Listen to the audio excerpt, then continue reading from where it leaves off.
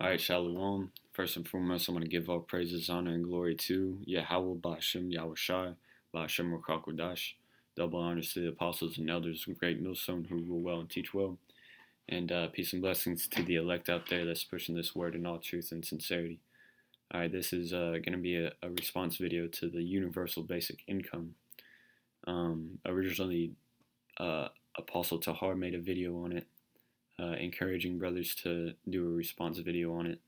And I was, researching a little last night and had to go to work, and I was, asking co-workers of what they thought about it, and, researched it a little bit today when I woke up, and Apostle Ariamla beat me to a response video, so I was watching his, and,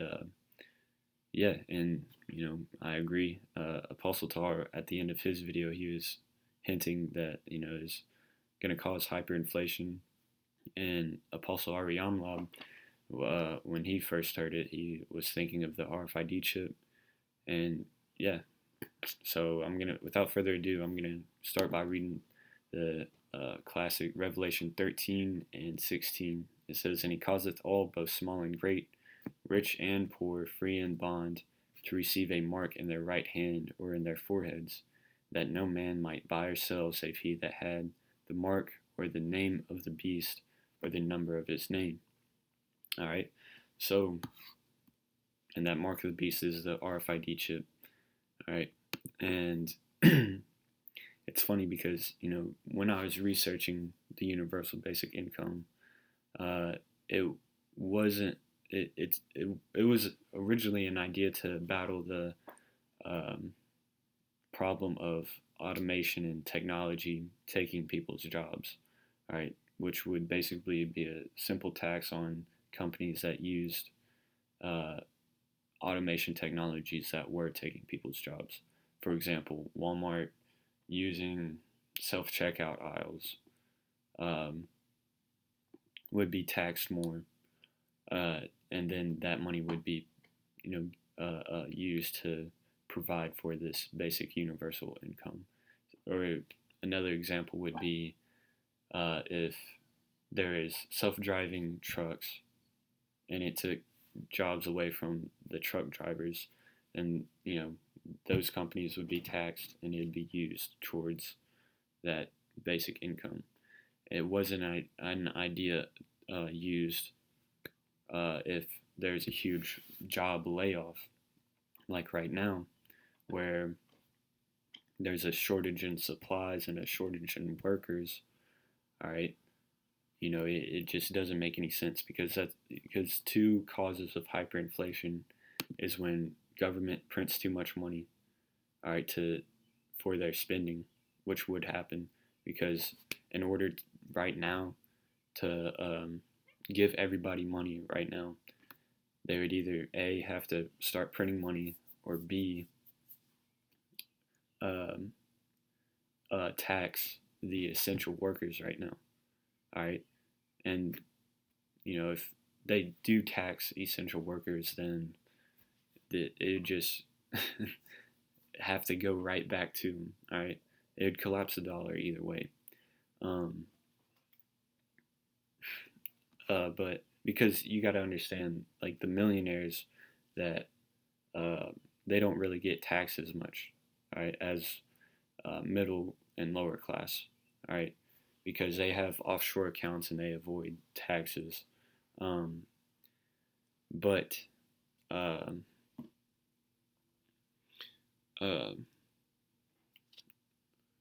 yeah, so another cause of hyperinflation is something called demand-pull inflation. It's when there's a shortage in a particular good or service, or both, and the shortage causes that low supply, high demand, price gouging effect. If you have 10 people and 10 apples, then, everybody gets an apple. But if there's 10 people and one apple, then that apple will go to the highest bidder. And that's basically demand pull. And that's what you see now, all right, because there's a shortage in food, and it may not be in full effect right now, but there's going to be a shortage in food due to the bottleneck of logistics. All right, there's farmers cannot get all their livestock and crops to cities because of the economy being shut down. So if this universal basic income were to happen right now, you would see hyperinflation and it would collapse the US dollar.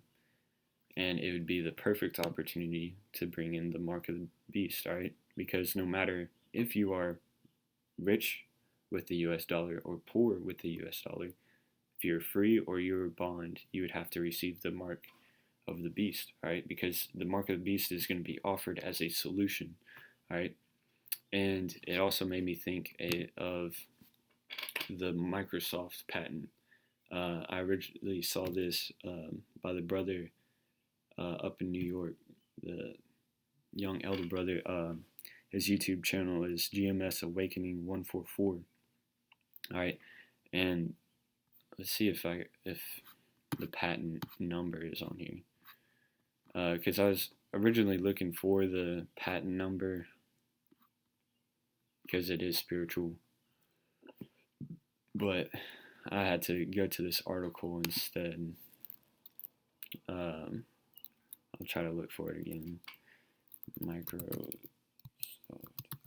patent.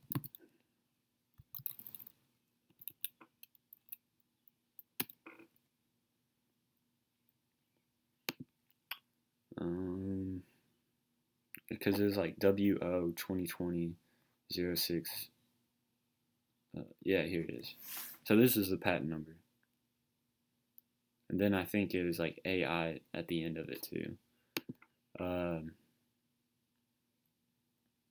WO World Order, New World Order, 2020, the year right now, and then 666. And I think it's a software patent. I don't think it's the actual patent for, the RFID chip. But I want to go into how this software works, all right? Because it is going to be used, that software is going to be in the microchip. And it is going to have to deal with universal basic income.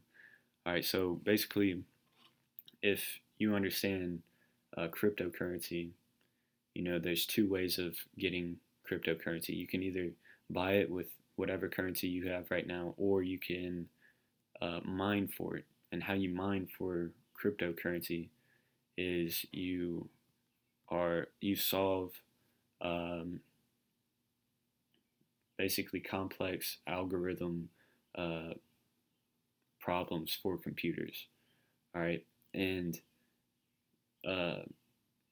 with certain softwares, people can create an algorithm to solve complex computing problems. So, instead of people just getting rich and letting, a computer software just mine the shit out of, all these, all the cryptocurrency, you have to have a proof of work, right? You have to have, some type of human response or human input to mine cryptocurrency. And what this software does is it reads a brainwave or body heat emitted from a user to perform these proof of work, right? It says, yeah, I'm going to read these quotes because, basically all these little body paragraphs in between are just summarizing it or putting it into layman's terms, which I'll do for you. It says, for example, instead of a massive computation work required by some conventional cryptocurrency systems, data generated based on the body activity of the user can be a proof of work, and therefore a user can solve the computational difficult problem unconsciously. All right. So instead of you having to put in input into a computer, the computer will just read a brain wave or body heat and take care of the rest. All right. It'll just read that as a proof of work, and then the user will get paid with that cryptocurrency. And then you'll have a universal basic income by doing whatever you want, as long as you might be because it used a period said such as viewing advertisement or using certain internet services can be used in the mining process. So, you watch TV, and then as long as you're interacting with it, the RFID chip or the brain wave or the brain chip, will read it, count it as a proof of work. That's another thing I want to point out too is Elon Musk. When I was researching the universal basic income, there's certain people talking about it, and one of those people was Elon Musk. All right, and about 9 months ago, he was talking about Neurolink. All right.